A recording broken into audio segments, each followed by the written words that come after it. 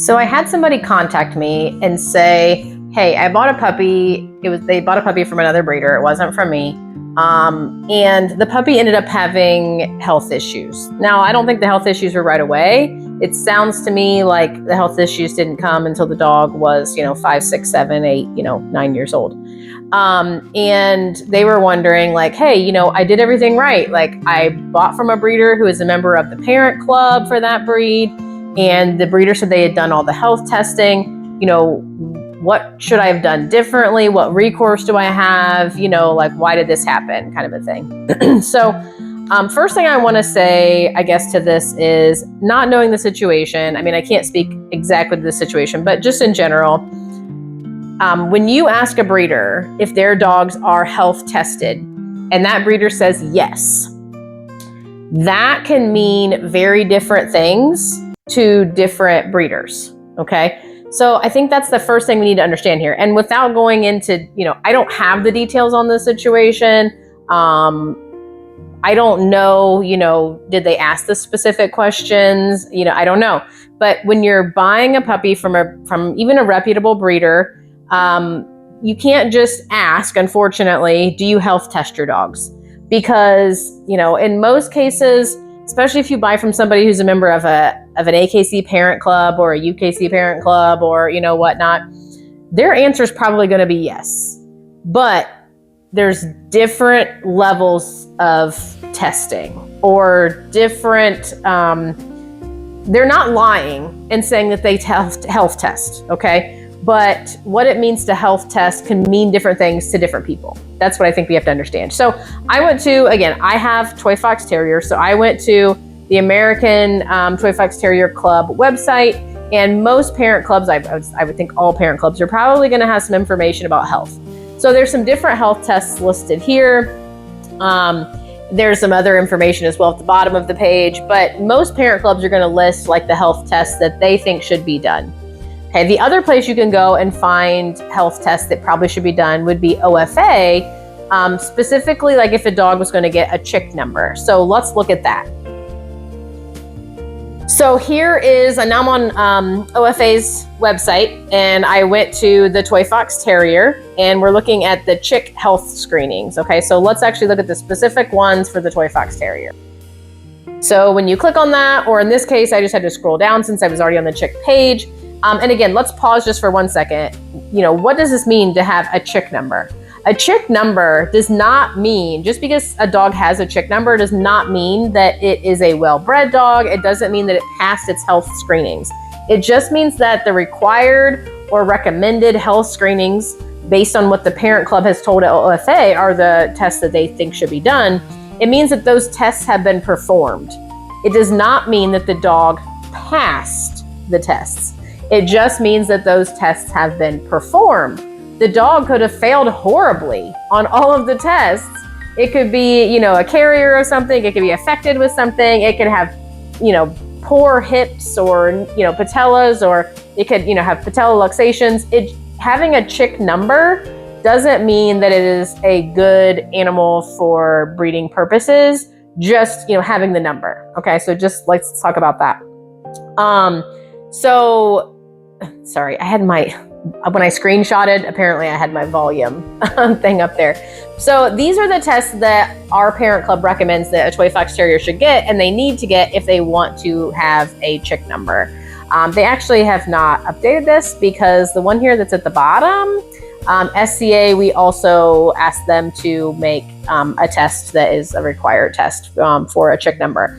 But for a Toy Fox Terrier to get a chick number, they have to have patellar luxation done by a veterinarian. They have to have primary lens luxation, that is a DNA test, and then CHG, again, we call this kind of PLL, CHG, and then the SCA would be at the bottom. Those are DNA tests that need to be done by an approved lab or, by OFA. Then there's some other optional ones. You'll see some optional ones here, so I'll move out of the way so you can kind of see those. So those would be other conditions that the parent club believes are probably a good idea, but it's not seen maybe enough in the breed that, that we would want every individual, to have this done. Okay, so again, these are tests that should be done. There are probably additional tests, that could be done or should be done as well. And just some basic vet care as well, basic health checks. Does their heart sound good? Does their blood work look good?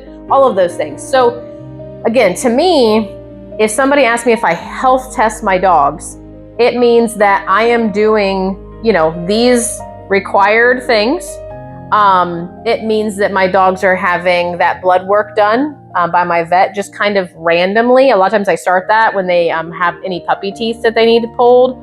So I'll get like a baseline of blood work. If something is off on the blood work, then we'll follow up. We'll see, maybe it was just, a fluky thing. Sometimes, puppies eat something, it throws their blood work off and whatever. So we would follow up with that. But if a dog, I've had dogs that don't have real good blood work, when they're younger. I mean, it's not that it's anything like scary, alarming bad, but maybe liver levels are a little bit high or, something like that. I've eliminated dogs from my breeding program, dogs that I purchased, brought in, were really excited about, and then blood work was just a little nervous about that. So, that's my idea of health testing. But to somebody else, health testing might just be doing a CHG test, and that's it. And they think, and I am not here to criticize those that only do that. I'm just saying, as somebody who's buying a puppy from even a responsible breeder or somebody who's a member of the parent club, you have to understand that because my dogs are health tested, it means different things for different breeders. So you have to ask the specific questions, okay? You have to, unfortunately, that's what you have to do. You just need to go to these sites, write down the names of these tests that should be done, at least the ones that are, like the mandatory ones. Maybe they don't do the optional ones, or maybe they do it sometimes, not on other ones every few generations. I don't know, but at least make sure whatever breed you're buying that they're doing these recommended testings.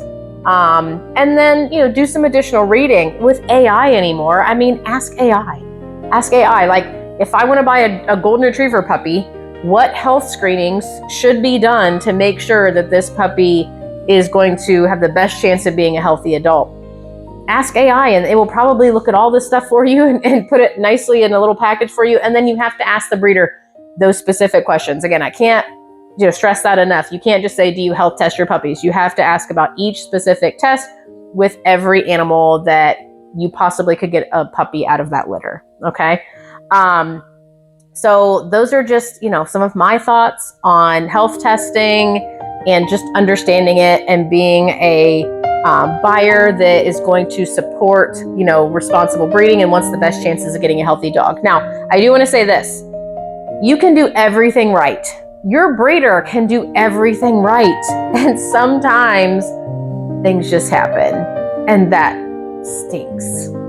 It stinks for the breeder. It stinks for you, the puppy owner. It stinks for the puppy. I mean, it's bad all around. But if everybody does everything right and everybody checks every box that they could, at the end of the day, I mean, these are living, breathing things. They're not made in a factory where you order exactly what you want and you buy different tiers of, healthiness based on the price you're willing to pay. I mean, I wish we had a genetic test for everything in every breed. That would be fabulous. That would just be wonderful. I mean, that's just the perfect dog breeding world right there. But if you buy from a breeder that does all the health testing that they should, and you, the owner, take the dog home and follow the breeder's advice.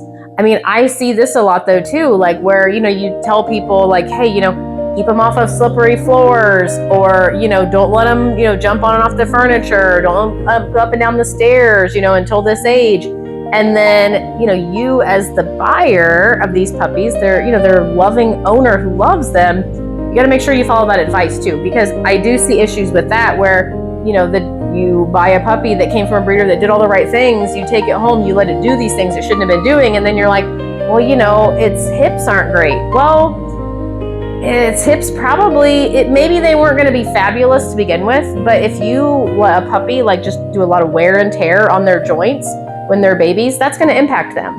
So just food for thought. Okay, some things to consider.